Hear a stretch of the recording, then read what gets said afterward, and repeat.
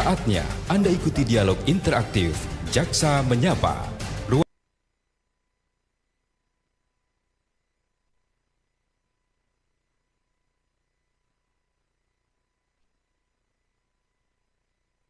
Ruang khusus untuk memperoleh pencerahan, solusi tentang keluhan, permasalahan hukum yang Anda hadapi. Jaksa Menyapa juga memberikan informasi secara tepat dan akurat dalam menyikapi berbagai isu penegakan hukum baik di tingkat lokal maupun nasional. Inilah Jaksa Menyapa. Inilah Jaksa Menyapa.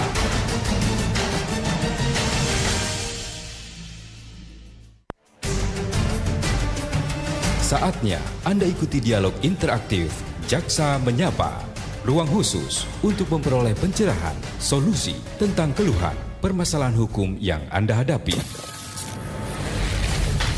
Jaksa Menyapa juga memberikan informasi secara tepat dan akurat dalam menyikapi berbagai isu penegakan hukum baik di tingkat lokal maupun nasional. Inilah Jaksa Menyapa. Inilah Jaksa Menyapa.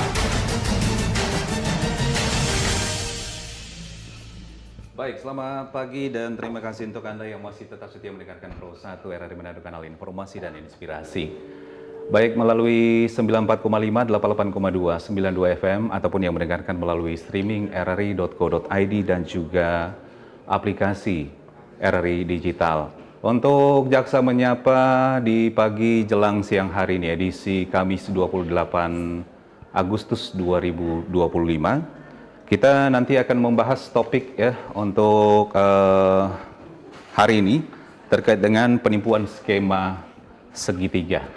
Dan pendengar, Anda bisa saksikan langsung untuk Jaksa Menyapa di hari ini ya melalui kanal YouTube RRI Manado. Nantinya kami juga akan kasih kesempatan untuk Anda baik di SMS, di WhatsApp dan juga di line telepon ya di 0821 95 835080 ya. Jadi topik kita hari ini terkait dengan penipuan skema segitiga. Sudah hadir di studio kami narasumber-narasumber yang luar biasa pagi ini.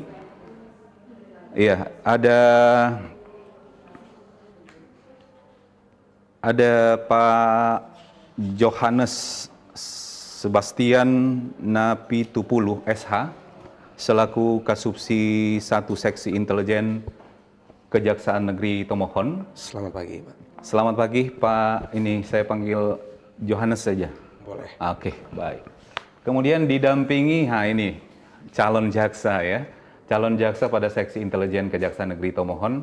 Ada Nona apa Ibu nih? Saya panggil nama aja ya. Boleh, Pak. Boleh, oke. Ada Ruth Grace Napitupulu SH. Ya, ini marganya sama ini. Keluarga ya? Kebetulan sama. Oh, kebetulan sama. Kebetulan sama. Keluarga jumpa di sini. Oh, gitu ya. Luar biasa. Oke. Baik, jadi sekali lagi pendengar, penipuan skema segitiga ya. Dan iya, pendengar, di era digitalisasi ya, teknologi yang semakin canggih setiap hari tentunya membantu memudahkan kita untuk dapat berkomunikasi, berinteraksi ya, dengan orang-orang yang mungkin dulunya tidak kita kenal, tetapi menjadi kenal karena kemajuan teknologi ya. Dengan berbagai teknologi yang ada, tentu bisa memberikan dampak positif untuk kita. Namun di sisi lain ada dampak negatif juga ya, terkait dengan perkembangan ataupun kecanggihan teknologi yang setiap hari itu semakin berkembang. Nah, hal ini pun dimanfaatkan oleh oknum-oknum ya dengan berbagai modus penipuan yang mungkin mencoba untuk menjerat ya pengguna teknologi. Nah, karena itu kita akan bahas ya di pagi jelang siang hari ini dalam Jaksa Menyapa. Penipuan skema segitiga. Ini saya ke Pak Johannes dulu nih. Oke. Saya baru dengar juga nih istilah penipuan skema segitiga. Mungkin bisa dijelaskan dulu, ini masyarakat mungkin masih bingung ini penipuan skema segitiga itu apa sih? Karena memang yang namanya penipuan berbagai macam modus itu, waduh luar biasa ya. Oke, mungkin bisa dijelaskan. Oke, yang pada dasarnya itu di mana adanya penipuan ini kan berdasarkan dari kesepakatan terlebih dahulu ya.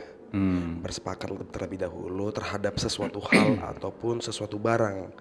Misalkan untuk membeli sesuatu ataupun menjanjikan sesuatu.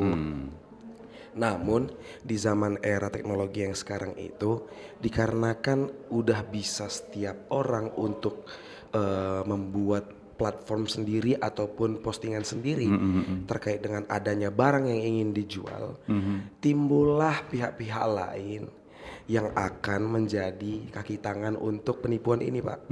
Begitu maksudnya. Memanfaatkan Benar. Di mana dia mengetahui bahwa si penjual ini membutuhkan pembeli. Membutuhkan pembeli. Pada dasarnya seperti itu ya. Membutuhkan pembeli. Dan ada juga orang yang ingin membeli dengan harga murah seperti itu. Oh iya, namanya barang murah itu pasti tertarik ya. Menggiurkan, seperti Padahal itu, ya, benar. tidak tahu ada modus di belakangnya. Benar, seperti itu. Nah, telah terjadi misalkan kesepakatan, namun si pihak ketiga ini seringkali menjadikan dirinya itu sebagai jembatan untuk seolah-olah seperti gitu itu. ya. Tapi ternyata dua pihak itu pun tertipu juga. Yang menjadi kerugian itu ada di kedua belah pihak, di mana pembeli sudah membayarkan, semisalkan membayarkan barang yang dia ingin belikan, namun si penjual juga dia tidak mau memberikan barang tersebut dikarenakan uangnya tidak diberikan ke dia, masih tertahan di pihak ketiga yang sebagai sindikat ini. Nah, saling merugikan seperti itu. Jangan sampai ada hal-hal lagi di luar sana, orang-orang yang ingin melakukan pembelian ataupun perjanjian terhadap sesuatu barang ataupun jasa itu menjadi korban penipuan seperti itu. Pada dasarnya keinginan kami untuk memberikan pencerahan sedikit kepada masyarakat, apakah di luar sana itu ada nggak modus-modus seperti ini? Seperti itu saja. Nah ya itu memang berbicara modus penipuan ya, apalagi kita tahu bersama ya banyak sekali yang kita temui di berbagai platform ya, media sosial, Facebook dan sebagainya. Ada yang bangga, senang ketika mendapatkan misalnya undian begitu, kemudian dituruti. Nah, sekarang yang menjadi pertanyaan, bagaimana sih agar masyarakat tahu bahwa ini sebenarnya penipuan? Karena sebagai pengguna media sosial kan ada masyarakat juga mungkin hanya asal menggunakan, yang penting langsung kasih komen apa sebagainya, tapi ternyata tidak tahu sebenarnya modusnya seperti apa. Mungkin bisa dijelaskan, Mbak. Oke, jadi seperti ini yang namanya untuk undian tadi kita mengacu kepada undian ya. Ketika undian itu dibuat ataupun dikeluarkan oleh satu perusahaan ataupun badan hukum yang tidak jelas kedudukannya, itu patut dicurigai seperti itu. Dikarenakan apabila kita terjerat kail, ibaratnya kita terpancing oleh godaannya, kamu menang ini. Setelah itu kan kita pasti diharapkan untuk membayarkan sesuatu ke dia. Seperti itu, biasanya seperti itu modusnya. Kamu menang undian mobil, tapi untuk mendapatkannya kamu harus transfer dulu sekian juta. Kamu harus ikut dulu seperti ini. Dipandu melalui telepon lagi. Telepon, benar. Iya, kadang ada yang mengatakan bahwa saya dihipnotis soalnya tadi. Iya, seperti itu. Kurang lebih seperti itu. Dan untuk menghindari hal-hal tersebut, kalau misalkan terkait dengan undian, dipastikan terlebih dahulu, Pak. Ketika ada suatu undian yang masuk ke kita, apakah ini dari platform yang benar, ataukah ini dari badan hukum yang benar, seperti itu. Kalau misalkan ini masih tidak jelas, kan sekarang media sosial juga bisa menjadi dasar kita untuk mencari kebenaran gitu loh, Pak. Jadi kita gampang untuk mencari perusahaan A, di mana sih letaknya, begitu. Sebaiknya seperti itu ya. Seperti itu, kita search dulu, by search dulu. Sangat gampang sekarang era digital ini. Seperti itu, Pak. Nah, ini berbicara penipuan skema segitiga. Saya pernah menjadi korban juga. Ya, ketika ditawarkan satu barang, memang terlihat di layar, bagus sekali, gagas sekali DP barang ini. Maka ternyata setelah sampai, waduh, hasilnya sangat di luar perkiraan begitu. Itu ini mungkin bisa menjadi apa ya, pengalaman juga untuk pendengar masyarakat Sulawesi Utara atau siapapun yang mendengarkan kita di pagi ini ya. Oke, baik Pak Johannes, saya ke Ruth dulu ya. Oke. Ini selaku calon jaksa pada seksi intelijen Kejaksaan Negeri Tomohon. Ya, ini mungkin Ruth bisa ceritakan dulu nih, sudah berapa lama nih bersama dengan Kejaksaan Negeri Tomohon ini? Oke, saya itu bergabung di Kejaksaan kemarin CPNS-nya itu 2022 masuknya. Oh, belum lama ya? Belum lama. Terus PNS-nya baru 2024, jadi baru aja. Oh, berarti masih dalam proses ini ya? Baru dalam proses nunggu panggilan pendidikan. Oke, baik. Nah, kalau Ruth sendiri menanggapi tema kita di siang hari ini, pagi jelang siang ini, penipuan skema segitiga, ya. Mungkin pastinya sebagai pengguna media sosial dong ya. Oke. Bagaimana Ruth sendiri menanggapi tema kita di siang ini? Nah, jadi temanya ini biasanya kalau kita itu ngambil tema itu yang lagi hits, yang lagi booming di masyarakat. Jadi saya selaku salah satu pengguna Instagram, ini sering seliuran gitu, skema segitiga. Terus dari akun official kepolisian juga sering himbau nge-warning seperti ini. Nah, ini sering terjadi sih di masyarakat, apalagi di masyarakat modern ini, yang pengen barang bagus tapi pengennya juga harganya di bawah gitu. Itu dia. Tergiur dia. Ya sama seperti Bapak, saya juga pernah jadi korban gitu, dan teman-teman yang lain juga pernah jadi korban gitu. Saat itu belum tahu apa-apa ya, masih pelajar gitu. Jadi dengan gambar yang bagus tapi harganya kita banding-bandingin, kok ini lebih menguntungkan gitu. Akhirnya tanpa berpikir panjang, tanpa yang seperti tadi Bang Ones bilang, nggak survei dulu, nggak periksa dulu, nggak dilacak dulu, ya udah langsung aja gitu. Dan itu sering terjadi, dan itu banyakkan di sosial media. Padahal di dalam satu gambar itu bisa untuk beberapa akun gitu. Ya, nah betul. Itu nggak diperiksa lagi. Kenapa bisa posisi handphone seperti ini, warna seperti ini, backgroundnya seperti itu bisa di beberapa akun. Sebenarnya itu udah nggak masuk akal sih. Dan akhirnya terjadilah skema segitiga ini. Dengan tanpa berpikir panjang, dia beli, terus si penipu ini langsung observasi nih sama si penjual aslinya. Penjual aslinya dia udah tanya apa spesifikasinya, bagaimana bentuknya. Dia udah sedetail itu untuk meyakinkan para pembeli-pembeli lain gitu. Akhirnya dia buat akun baru. Dia buat akun baru dari foto yang sama, dan bahkan juga ada yang survei tapi orang lain disuruhnya gitu. Nah, dia survei, dia buat foto-foto yang benda sama tapi dengan angle yang beda. Ya, jadi betul. biar agak lebih meyakinkan. Terus dia foto, spesifikasinya sama, segala macamnya sama. Akhirnya ada yang tertipu nih dengan harga yang murah. Dibelilah ini barang sama si C.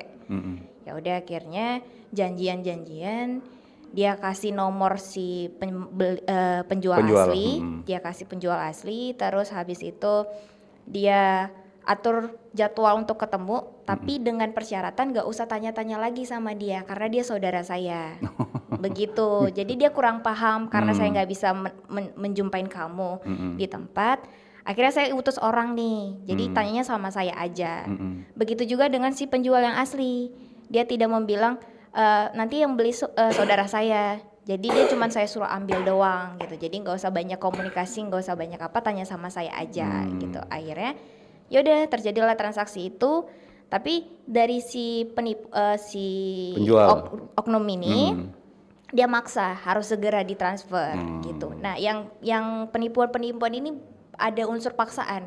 Walaupun kita masih berpikir pikir-pikir dulu deh gitu, masih ngepending mau beli. Tapi dari si penipu ini kadang nggak bisa, ini tinggal stok terakhir gitu. Kalau misalnya hari ini harga naik besok, betul, kayak gitu-gitu. Jadi kita yang sebagai yang pengiur ini kayak kalau besok harga naik rugi dong gitu. Terjadilah penipuan ini, tergiurlah kita membelinya seperti itu. Iya, makanya itulah ya, sebagai pengguna teknologi media sosial ya, harus bijak ya sebelum kita mencoba untuk menanggapinya ya. Benar. Oke, baik. Untuk selanjutnya nanti kita akan lanjut ya bagaimana penanganannya seperti apa ya. Tapi kita akan break dulu sejenak ya. Kita akan kembali untuk Anda. Kanal informasi dan inspirasi Pro 1.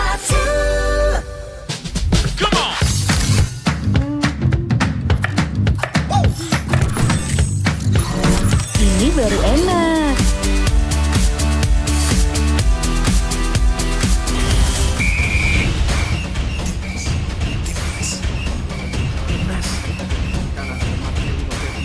Bentar Mi. Ngapain sih, Pi? Ganggu aja.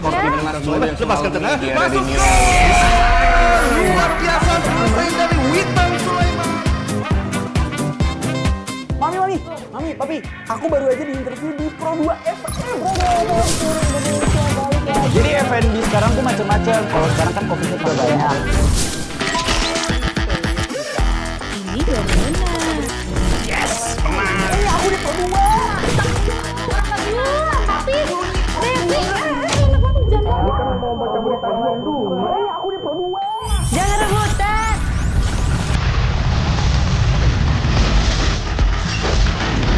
Eits, jangan rebutan. RRI bisa dinikmati dari mana aja dan di mana aja. RRI multi-platform, multi-konten.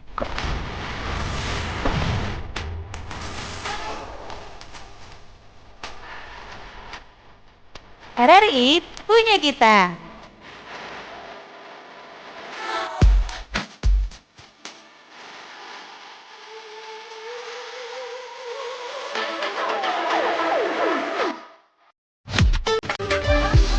Kanal informasi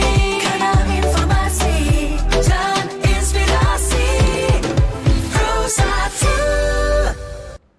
Baik, pendengar, masih di Jaksa Menyapa ya, kita lanjut untuk sesi kedua ya, masih soal penipuan skema segitiga ya. Tadi sudah ada sedikit penjelasan dari Pak Johannes ya, kemudian ada Ruth ya, terkait dengan modus-modus yang dilakukan oleh oknum-oknum ya soal penipuan. Nah, ini kalau dalam hal penanganan dari Kejaksaan Negeri Tomohon sendiri seperti apa penanganannya? Oke, pertama terkait dengan penipuan skema segitiga itu, untuk sekarang itu berdasarkan yang elektronik ya. Di Kejaksaan Negeri Tomohon itu belum ada yang naik perkaranya. Belum ada yang naik perkaranya. Belum ada. Dikarenakan Sudah sekian banyak belum ada penanganan begitu untuk yang masuk. Kalau misalkan untuk penanganan perkara penipuan ini kan adanya di penyidik polisi, di penyidik Polri. Jadi kejaksaan itu untuk melakukan penelitian dan penuntutan seperti itu. Jadi untuk penanganannya memang harus dari penyidik Polri dulu, lalu dinaikkan ke kejaksaan untuk diteliti, lalu dilimpahkan ke pengadilan dan jaksa untuk menuntut. Jaksa sebagai jaksa penuntut umum. Nah, biasanya kendala-kendalanya para penyidik ini, sewaktu kita koordinasi itu biasanya mereka itu bilang pihak ketiga yang menjadi pelaku penipuan ini tidak kelihatan Pak di mana. Dikarenakan biasanya mereka itu berada posisinya itu di Jawa. Iya, di luar daerah Di begitu luar ya. daerah. Dikarenakan ternyata pada saat ditransfer itu bukan nomor rekening yang asli. Waduh. Dikarenakan pada waktu dilakukan penyelusuran mereka di tempat kejadian terakhir pengambilan penarikan uang, itu orangnya berbeda. Orangnya berbeda.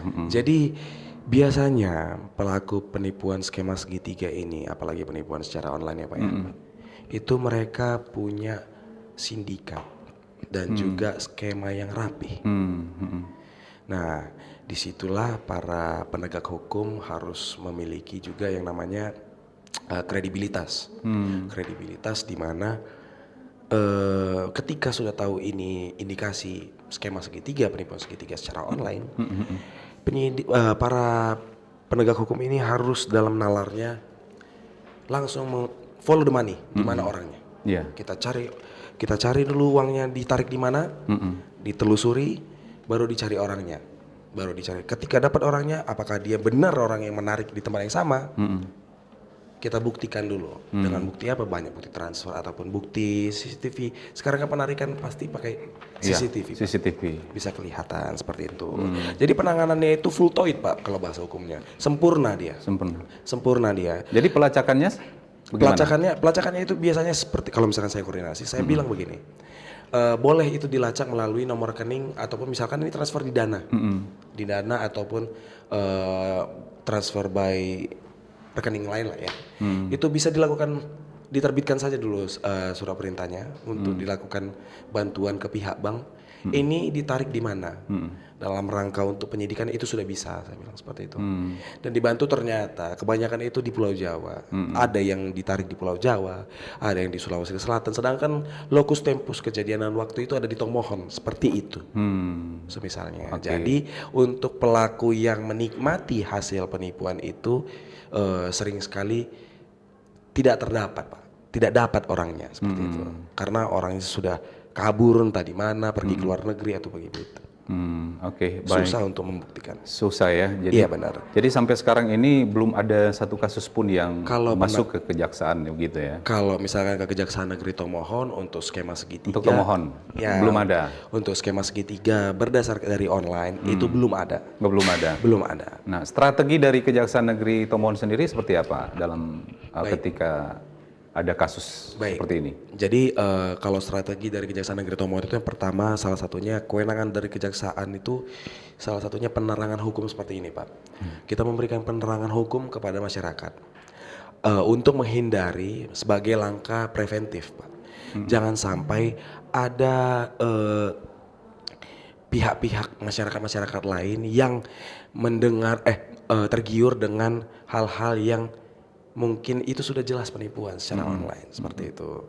Dan yang kedua untuk penegakan hukum sendiri, kita itu selalu berkoordinasi dengan penyidik Polres Tomohon untuk Pihak kepolisian. Pihak kepolisian apabila ada perkara yang bersangkutan dengan yang namanya skema segitiga seperti ini.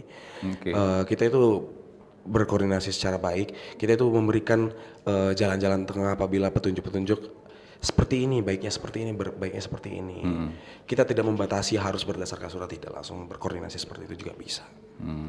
Kita membantu, saling berkoordinasi seperti itu. Oh, saling berkoordinasi. Ya, Oke. Baik, kalau dari Ruth mungkin ada yang mau ditambahkan? Yang mau ditambahkan udah cukup lengkap, cuman ya itu bagi masyarakat harus lebih aware aja, lebih aware soal ini. Karena Mungkin bisa berbagi sedikit tips begitu. Oke. Sedikit tips. Yang pertama lebih aware. Mungkin peribahasa ada harga barang itu juga masuk akal ya. Jadi nggak mungkin dengan mobil harga di bawah yang kita tahu standarnya tiba-tiba bisa dapat mobil yang mewah gitu. Itu juga harus disurvei. Terus kalau bagi penjual itu jangan pernah izinkan orang lain tuh menjual barang kita tanpa identitas gitu. Jadi kayak titip jual itu memang harus yang kita percaya sama orang. Ini untuk penjualnya? Untuk penjual, untuk bagi penjual supaya nggak salah menjual barangnya. Tapi kalau misalnya ada oknum yang memanfaatkan barang dari penjual ini gimana? Kalau dari oknum yang memanfaatkan dari penjual ini, berarti ini dari sisi si pembeli? Iya, dari oknum. Dari oknum. Oknum kedua gitu. Supaya apa? Untuk mencoba memanfaatkan aplikasi yang digunakan oleh penjual pertama ya, agar bisa mendapatkan keuntungan. Itu lagi berarti dari penjual maupun pembeli, karena nggak mungkin pasti itu ada kesempatan toh gitu. Jadi bagi penjual agar lebih aware juga, jadi jangan asal jual sama orang gitu. Tadi kan kalau skema segitiga itu modusnya itu penjual ya vakum aja gitu, pasif dia. Padahal sebenarnya harusnya bisa aja gitu. Bapak dari sini ya, Bapak si ini, memastikan kalau memang nomor WhatsApp-nya sama, nomor rekening yang diterima dan dikirim sama gitu. Nah dari si pembeli juga jangan asal kirim gitu, karena pastikan itu kalau misalnya dari rekening ataupun dari aplikasi-aplikasi pembayaran itu ada namanya, ada identitasnya. Jadi walaupun dibilang ini saudara saya, ini titipan teman saya, itu pastikan memang beneran temannya. Telepon di tempat juga nggak apa-apa gitu, daripada menghindari kerugian-kerugian, lebih baik mencegah daripada mengobati toh, seperti itu. Nah, terus tadi bilang kalau ada menyembunyikan informasi gitu. Jadi si penjual menyembunyikan informasi dia, sebenarnya dia penjual asli gitu. Jadi dia kurang komunikatif nih sama si pembeli yang aslinya. Akhirnya membuka kesempatan nih sama si oknum penipu tadi gitu. Jadi lebih sama komunikatif aja sih gitu. Terus kalau misalnya dari sosial media paling kan dia dari chatan-chatan gitu. Kalau dari Instagram itu agak sedikit kelihatan gitu. Jadi pertama dia itu postingannya itu kita bisa lihat dia postingan baru atau udah lama. Terus itu dari Instagram kita bisa lihat ini akun baru dibuat atau tidak. Itu ada kelihatan itu di pengaturannya. Jadi agak. Tapi kalau dikunci gimana? Kalau profilnya? Kalau dikunci mungkin bisa di follow dulu. Di follow. Karena kita nggak bisa ngechat penjual toh kalau mau beli, kalau nggak bisa transaksi kalau saling mengunci gitu. Terus yang kedua kita bisa melihat nih akun udah berapa kali ganti nama. Udah berapa gitu kali username-nya itu udah diganti. Jadi kan kalau misalnya dia real kenapa harus ganti nama sampai 10 kali kayak gitu-gitu.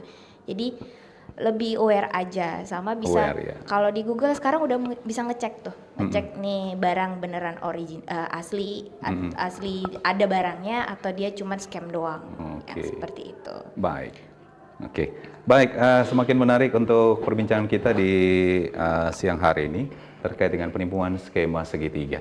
Kita berikan kesempatan untuk Anda pendengar dan pemirsa di line telepon, SMS, WhatsApp dan juga melalui kanal YouTube ya. Di 082195835080 sudah ada penelpon yang masuk, kita langsung saja. Selamat pagi jelang siang, Jaksa Menyapa. Halo. Selamat pagi menjelang siang, Jaksa Menyapa. Bung Cliff ya. Iya betul. Bung Cliff. Silakan Bung Cliff. Selamat pagi kedua narasumber dari Kejari mana tadi ini?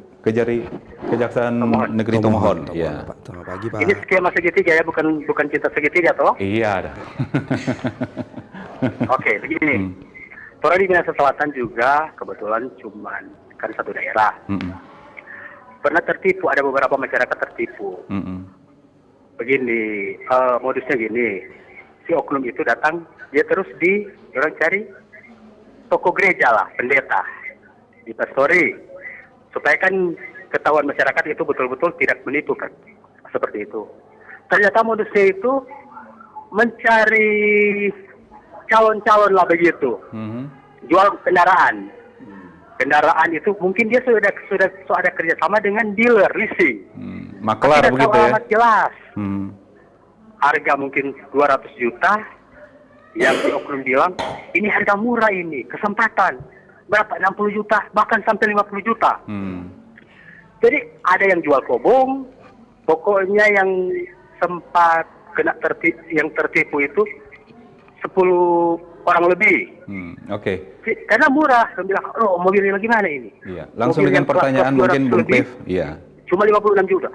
Ternyata penipu. Setelah so terkumpul, si oknum itu kan sudah dibayar kan begitu. Tunggu ya, barang 2 minggu paling kendaraan itu kan dari luar daerah. Oknumnya menghilang begitu. Akhirnya oknumnya menghilang.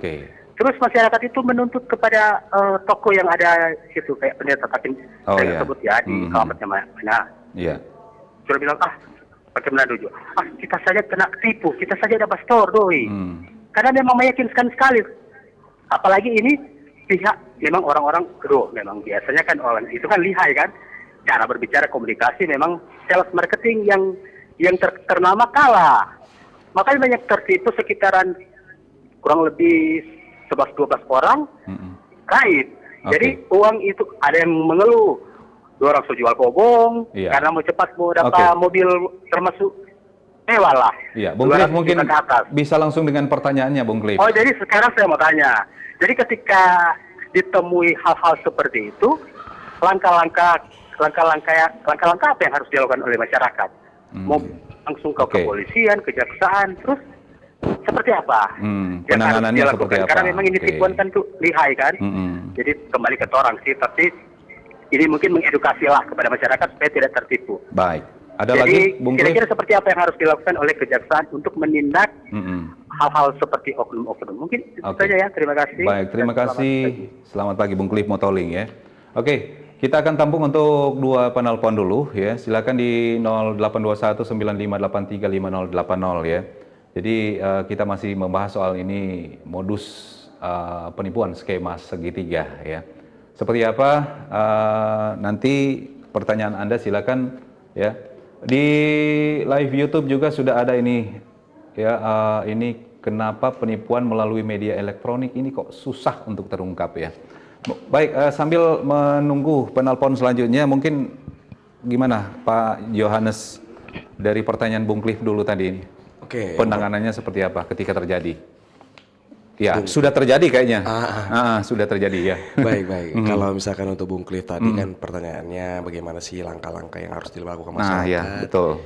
Dan juga bagaimana sih penanganannya apabila sudah terjadi seperti itu ya. Apa langsung ke kejaksaan atau polisi dulu gitu ya? Benar, dikarenakan ini adalah tindak pidana umum dan bukan tindak pidana yang secara khusus diberikan kewenangan kepada jaksa untuk melakukan penyidikan. Jadi ini masih di bawah kewenangan dari penyidik Polri. Oh, gitu. Di bawah kewenangan dari penyidik Polri, di mana setelah itu nanti dilakukan penyidikan, baru dilakukan pelimpahan berkas perkara ke kejaksaan. Oh ya. Ketika sudah lengkap dan secara baik secara formil dan material, baru baru di tahap 2 oleh jaksa, baru dilimpahkan ke pengadilan. Kalau tahapan seperti itu ya, Pak Cliff. Nah, selanjutnya untuk langkah-langkah yang dilakukan oleh masyarakat ya. Langkah-langkah yang dilakukan oleh masyarakat kita kenali dulu lah hukumnya. Yang namanya penipuan ini ada unsur pasalnya itu untuk menggerakkan. Jadi ketika seseorang itu sudah berlebihan untuk menggerakkan kita membeli barang ataupun membeli jasa kepadanya, itu kita patut curiga. Apalagi sudah memaksa begitu. Memaksa seperti itu. Itu sudah patut curiga. Baik yang tadi kita bilang, lihat dulu lah harganya. Seperti itu ya. Apakah layak? Jangan sampai nanti malah kita, kalaupun ada barangnya Pak, kalaupun ada barangnya, jangan sampai nanti kita dikira penadah seperti itu. Oh gitu. Bisa jadi ketika nanti barangnya datang harga motor 1 juta, misalnya. Berarti bisa terkena. Bisa juga ternyata juga ya, itu hasilnya dari tindak pidana. Seharusnya ya, harga betul. motor itu kan nggak 1 juta. Jadi awarenessnya masyarakat itu diperlukan. Kita bisa searching dulu harga motor ini berapa sih? Motor misalkan Vario hitam lah tahun 2000 berapa? Itu harganya berapa sih untuk tahun ini? Oh, 2 juta saja Pak kata itu. Oh, tidak nggak layak seperti itu. Boleh kita lihat dulu spesifikasinya. Oh, nanti Pak nggak bisa dilihat terlebih dahulu. Uangnya dulu transfer. Modus ya. Udah pasti. Nggak perlu kita jelaskan lagi. Udah modus. Dia maksa. Dia nggak bisa kasih tunjuk barangnya. Seperti itu. Nah, kalau untuk awarenessnya masyarakat untuk dari kasus ya Pak Cliff tadi itu bolehlah untuk dikumpulkan masyarakatnya untuk melaporkan di tempat kejadian setempat, mengumpulkan bukti-bukti. Apabila ada bukti-bukti misalkan saksi, ada bukti transfer apa, ya. bisa ke kepolisian karena memang masih kewenangan mereka. Bisa ke kepolisian melaporkan. Itu saja sih yang terbaik yang bisa dilaporkan. Jadi tidak langsung ke kejaksaan ya, ke kepolisian dulu. Ya. Emang tahapannya seperti itu. Kalau misalkan tindak pidana seperti itu. Oke, baik. Itu tadi yang melalui kanal YouTube tadi ya. Ini terkait dengan penipuan. Ya mungkin bisa digeser lagi ke atas ya pertanyaan yang pertama ini dari YouTube. Iya, itu. Ya ini soal ya yang tadi yang pertanyaan pertama yang di kanal YouTube. Nah ini dia, penipuan melalui media elektronik kok susah untuk terungkap. Nah gimana itu Pak Johannes? Kalau misalkan untuk susah terungkapnya sebenarnya tidak juga, tapi gampang terungkap tidak juga. Seperti ya. Susah-susah gampang. Susah-susah gampang seperti itu. Karena yang namanya juga penipu ini pasti menutupi identitas aslinya toh. Betul. Nah, menggunakan 1001 cara untuk mereka itu tersamarkan.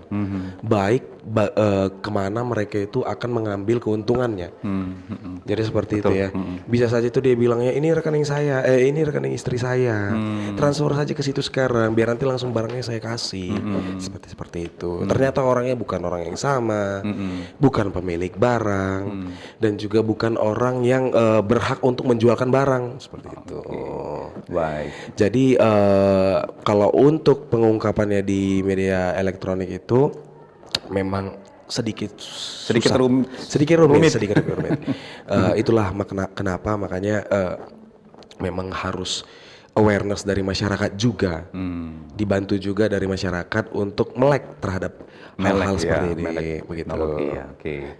Baik. Baik. Ini soal penipuan. Ini sebenarnya kalau berbicara penipuan skema segitiga itu jerat hukumnya seperti apa? Ya, silakan. Atau mungkin Ruth bisa jelaskan sedikit ya, silakan.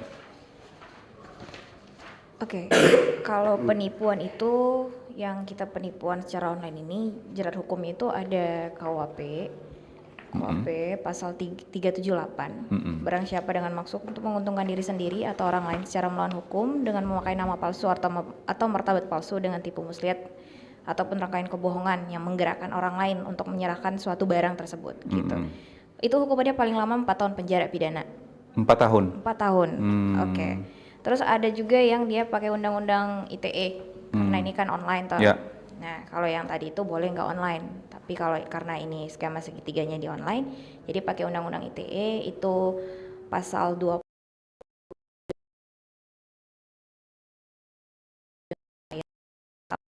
dan atau mentransmisikan informasi elektronik dan atau dokumen elektronik yang bersih pemberitahuan bohong atau informasi yang menyesatkan yang merugikan orang lain gitu. Kalau ini dia pidana penjaranya itu paling lama 6 tahun, dendanya itu 1 miliar. Begitu. Jadi itu sesuai dengan undang-undang ITE ya. Jadi lebih lama ya. Lebih lama hukumannya. Kalau misalkan dari ITE memang dikarenakan ada media untuk melakukan tindak pidananya bukan secara langsung, lebih berat ya. Lebih berat. Baik, mungkin kita ke line telepon lagi di 0821 9583 5080 ya. Silakan, kita masih membahas soal penipuan skema segitiga. Baik. Selamat siang, Jaksa Menyapa. Selamat siang, Bung Mike. Ya, selamat siang, Pak Buts. Silakan Pak Buts. Iya, Pak Buts. Ya, langsung dengan pertanyaan Pak Buts. Ya. Iya, ini membagi pengalaman saja ya. Kami kira ini penipuan skema segitiga ini biasanya lewat medsos kebanyakan. Kalau saya pribadi, Bung Mike, saya langsung video call dengan nomor yang mereka sediakan. Saya video call. Karena mereka foto profil orang lain. Iya, betul. Foto profil orang lain, tapi nomor telepon mereka kasih nomor mereka. Ada yang poluan. Setelah cek, poluan dijual beli. Ternyata hal seperti itu bisa kita cross check dengan langsung telepon aja, video call. Ya, kemudian mereka unsur pemaksaannya sangat kental. Mereka minta langsung ditransfer tanda jadi. Kemudian mereka juga sudah mengiming-imingi kirim KTP dan BPKB langsung dia kirim balik, langsung jadi BPKB. Ini ajaib ini. KTP besoknya di BPKB sudah dibalik nama, jadi dia langsung minta transfer uang sisanya. Ini hanya bagi pengalaman saja. Kami kira alangkah baiknya juga akun-akun yang seperti ini pemerintah terkait bisa langsung memblokir. Kami ada bagian cyber yang tahu itu akun-akun yang bodong, akun-akun yang banyak ganti nama. Kami kira langsung ditutup saja sebelum mereka mendapat mangsa yang banyak dari masyarakat. Kami kira itu aja. Terima kasih Pro 1 yang sudah angkat persoalan-persoalan yang sangat banyak terjadi di masyarakat. Baik, terima kasih Pak Bus. Baik, terima kasih Pak Butz. Gimana? Mungkin akan ditanggapi. Silakan Pak Johannes. Iya benar. Jadi berkesinambungan dengan tadi saran dari Pak Butz tadi, yang namanya perjanjian ini, yang namanya penipuan itu berawal pasti dari kesepakatan terlebih dahulu. Di mana kesepakatan itu adalah di hukum perdata yang dasarnya itu kepercayaan, Pak. Dasar kepercayaan. Dasarnya itu trust. Trust. Nah, benar tadi salah satu saran dari Pak Bus tadi, di mana kalau memang misalkan benar, yang namanya trust itu, ayo video call, ayo ketemu, ayo kita cari saling bertukar identitas. Supaya jelas ya. Iya benar. Kita kan saling mengikatkan diri seperti itu, mengikatkan diri dalam suatu kesepakatan, toh. Kenapa kok menghindar? Menghindar, apalagi foto profilnya kok berbeda sekali, begitu ya. Benar sekali. Itulah makanya kenapa kita selalu tekankan lagi awareness dari masyarakat sendiri untuk meningkatkan dari kapabilitas dirinya sebelum melakukan perikatan terhadap orang lain. Baik. Kalau dari Ruth mungkin akan ditambahkan? Oke. Tambahan dikit. Tadi kan bilang udah video call nih, video call segala macam dan lain-lain. Tapi jangan tertipu juga. Pernah suatu ketika itu bahkan dia udah ngirim KTP nih. KTP ya, secara yang paling dasar banget identitas orang itu KTP gitu. Dia udah kirim KTP. Tapi pada akhirnya dia juga tidak mengirimkan barang gitu. Dia tidak mengirimkan barang. Uang sudah ditransfer, tapi barang tidak dikirim. Nah, walaupun sudah video call ya. Walaupun sudah video call gitu. Jadi sekarang itu manusia udah sangat-sangat cerdik sekali. Cerdik sekali untuk melakukan segala hal gitu. Jadi lebih ke kita masih balik lagi awareness tadi, bijaksana juga. Kita pakailah yang paling aman-aman aja. Kalau misalnya rekening, cara balikinnya bingung lagi nanti gitu. Agak susah gitu karena pertama tadi dia yang rekeningnya berbeda, walaupun ada KTP tapi rekeningnya beda ya mau gimana juga gitu. Terus mau kita cari juga mungkin nggak semua masyarakat punya akses semudah itu untuk mengadunya gitu. Tapi terbuka juga untuk masyarakat. Dan yang penting itu adalah kita menggunakan platformnya. Mungkin bisa melalui Dana atau Shopee. Karena kalau Shopee itu kalau misalnya kita tidak ada barangnya, kita bisa mengajukan pengembalian gitu. Jadi kita nggak rugi, lebih aman juga dan lebih pasti. Kayak gitu-gitu. Baik. Oke, baik. Mungkin kita akan break lagi sejenak ya. Nanti setelah ini kita akan balik lagi di sesi terakhir. Kanal informasi dan inspirasi. Pro 1. Nantikan RRI Fest 2025 tanggal 30 Agustus 2025 di Manado Bay. Wih, keren banget nih. Katanya ada obat herbal bisa mencegah sakit gigi seumur hidup. Ada hoax tuh. Widih. Ini juga keren nih. Ada sumber energi baru PLTH, pembangkit listrik tenaga hampa. Iya, itu juga hoax kali. Lu bacanya apaan sih? Aduh, pantesan portal abal-abal lu baca. Kalau mau baca berita yang lengkap tapi udah verified, mulai dari berita nasional, internasional, olahraga, gaya hidup sampai hiburan, lu cukup klik rri.co.id. Di situ lu juga bisa streaming RRI digital. Aduh, makanya cek dulu biar gak kegocek di rri.co.id. RRI Digital. Nikmati kemudahan interaksi, partisipasi, dan kolaborasi dengan RRI Digital. Interaksi, dengar dan saksikan siaran langsung kami, daftarkan akun kamu, dan mulailah berinteraksi di setiap program dan konten kami. Partisipasi, kreasikan konten kamu dengan berita, podcast, vlog, film, musik, dan playlist. Kolaborasi, kami mengajak berbagai komunitas untuk berkembang bersama melalui digital platform. RRI Digital. Sekarang menghadirkan terobosan baru, Workspace Platform dan Online Learning Platform dengan fasilitas-fasilitas unggulan, monitor impact dan outcome, meeting online, video conference, dan library. RRI Digital menghadirkan fitur-fitur untuk peningkatan interaksi, partisipasi, kolaborasi, workspace, dan learning. Yuk segera download RRI Digital. Nantikan RRI Fest 2025 tanggal 30 Agustus 2025 di Manado Bay. Kanal informasi dan inspirasi Pro 1. Ya baik pendengar, kita sudah ada di sesi terakhir untuk Jaksa Menyapa di kesempatan siang hari ini ya, masih dengan topik yang sama. Ini sudah ada beberapa tanggapan melalui kanal YouTube ya.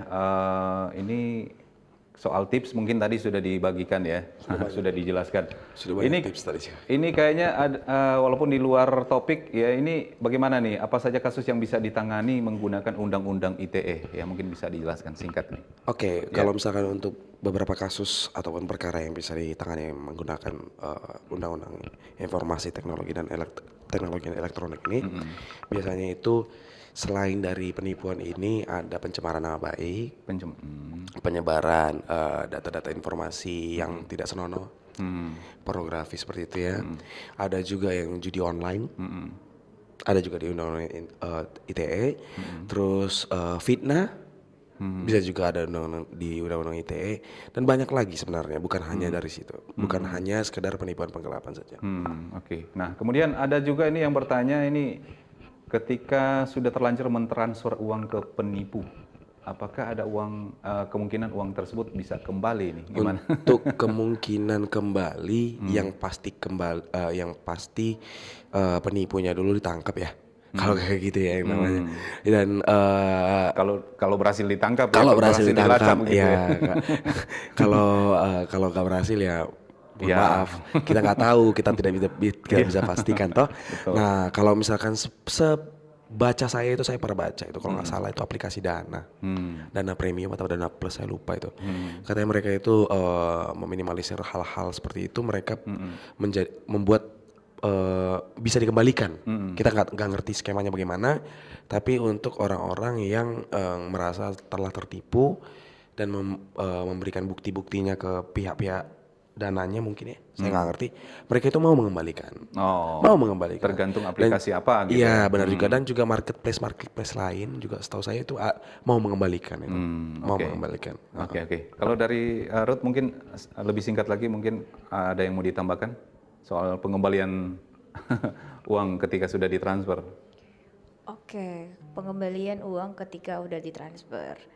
Nah kalau balik lagi tadi, lebih baik mencegah daripada mengobati. Kalau udah kayak gini udah agak sulit, karena tadi ada yang udah orang yang tidak di tempat, orangnya jauh atau tidak bisa tracking yang seperti itu.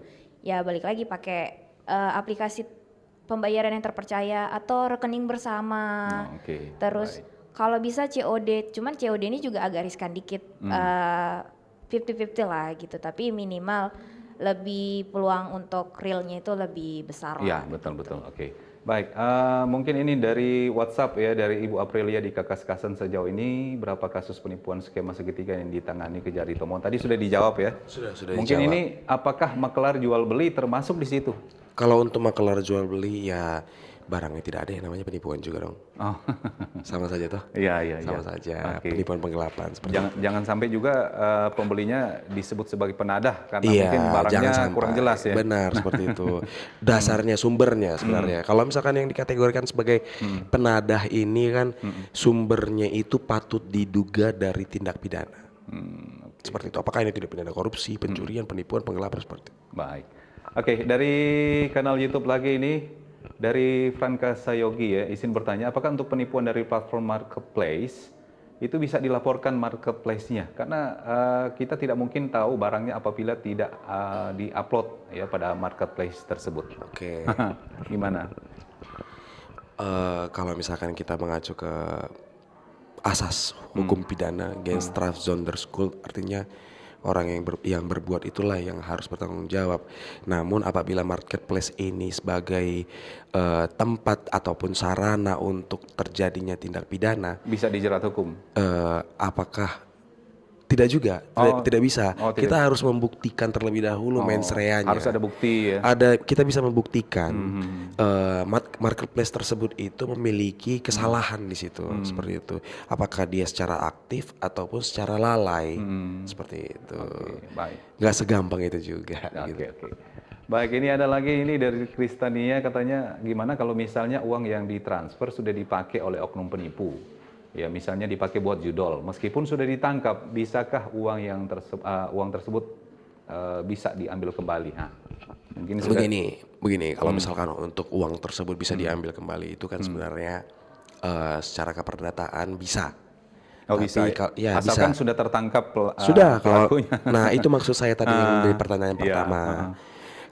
Apabila si pelaku ini sudah tertangkap, sudah diproses hukum pidana, di hukum pidana dia tidak di proses penanganan perkara penipuannya dia tidak mengembalikan, nanti kan tetap di penjara seperti itu ya.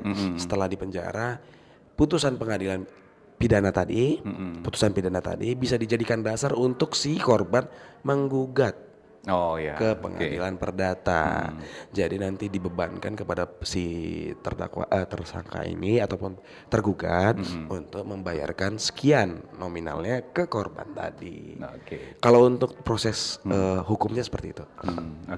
Baik, mungkin ini yang terakhir, ini ketika dalam berbagai banyak kasus ya, ketika menjadi korban penipuan skema segitiga yang mungkin justru enggan atau malu untuk melapor ya, atau takut dituduh ikut serta, itu gimana kira-kira strategi dari kejaksaan Tomohon sendiri? Kalau misalkan strategi dari kita sendiri sih tetap ke penerangan hukum ya.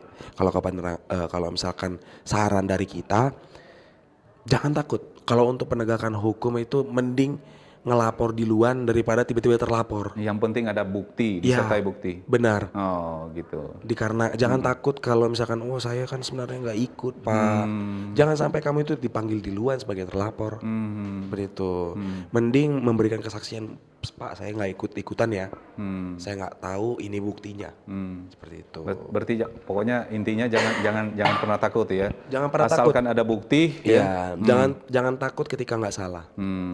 Itu bisa langsung ke kejaksaan atau ke kepolisian dulu ini? Kalau itu tetap ke penyidik Polri. Ke penyidik Polri. Ya. Kalau ke kantor kami boleh main-main kok. Sekedar sowan, cerita-cerita seperti ini boleh. Kita konsultasi itu ada. Ada juga kok tempat untuk konsultasi. Dan gratis kok Pak. Gratis ya? Gratis benar. Baik. Kalau dari Ruth sendiri mungkin ada yang ingin ditambahkan di sesi terakhir ini? Yang tadi kalau ini ada yang takut, malu dan lain-lain itu kalau takut ya akhirnya jadi rugi tuh. Jadi pilih aja, kalau memang mau nggak apa-apa.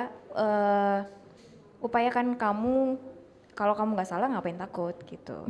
Dan pihak penyidik juga nggak bakalan mau asal-asal nuduh kalau dia tanpa bukti toh. Jadi dia bakalan teliti, dia bakalan diperiksa sebagaimana mungkin dan bakalan dibantu juga sebagaimana mestinya begitu. Jadi nggak usah takut, nggak usah malu, nggak usah sungkan atau apapun gitu. Kalau mau sebelum ke penyidik takut dituduh, ya udah monggo ke kejaksaan dulu. Tadi soalnya kita ada penyuluhan hukum juga yang seperti kata Bang Ones gratis gitu. Jadi dari situ kita udah diedukasi hukum, boleh langsung ke polisinya. Yang penting pokoknya sama seperti yang saya sampaikan tadi, ada bukti ya. Dan pastinya pelapor juga pasti dilindungi ya? Iya, karena kita juga dalam penegakan hukum tetap melindungi saksi dan korban. Dan juga tambahan kalau misalkan untuk konsultasi seperti itu di Kejaksaan Negeri Tomohon itu membuka mall pelayanan publik untuk setiap hari. Sekedar sharing atau apa ya? Boleh, segala macam konflik dalam hukum yang bersinggungan yang berhubung. Cerita saja. Gratis. Tapi jam kantor. Jam kantor jangan sampai jam 6 sore seperti itu ya. Iya, kasihan juga kan jaksanya. Ada di gedung Wali Kota. Kantor Wali Kota dan di sebelah kanan langsung ada mall pelayanan publik Kejaksaan Negeri Tomohon. Baik. Dan tampaknya Jaksa Menyapa siang ini harus kita akhiri karena waktu juga ya. Memang sebagai pengguna media sosial ya, kita harus teliti, lebih bijak lagi ya, jangan sampai justru kita tertipu ya. Nah, sebagai akhir untuk dialog kita di siang ini, mungkin sebagai closing statement ya, saya ke Pak Johannes dulu. Silakan Pak Johannes. Oke, yang namanya skema segitiga, penipuan segitiga itu memang yang pada intinya mereka menggerakkan kita untuk memberikan barang ataupun uang kepada si penipu ini. Jadi diharapkan pada masyarakat itu jangan sampai sembarangan dalam memberikan sesuatu ketika dia ini sudah melakukan pemaksaan ataupun bujuk rayu yang berlebihan. Itu diharapkan masyarakat juga melek ataupun ya aware terhadap hal tersebut, seperti itu, menghindari banyaknya skema segitiga di luar sana yang belum terungkap dikarenakan susahnya untuk mengungkap hal tersebut. Begitu. Baik. Kemudian ada Ruth, silakan closing statementnya. Oke, closing statementnya paling kita sebagai masyarakat lebih aware, jangan tergoda dengan harga yang murah. Ada harga, ada barang gitu.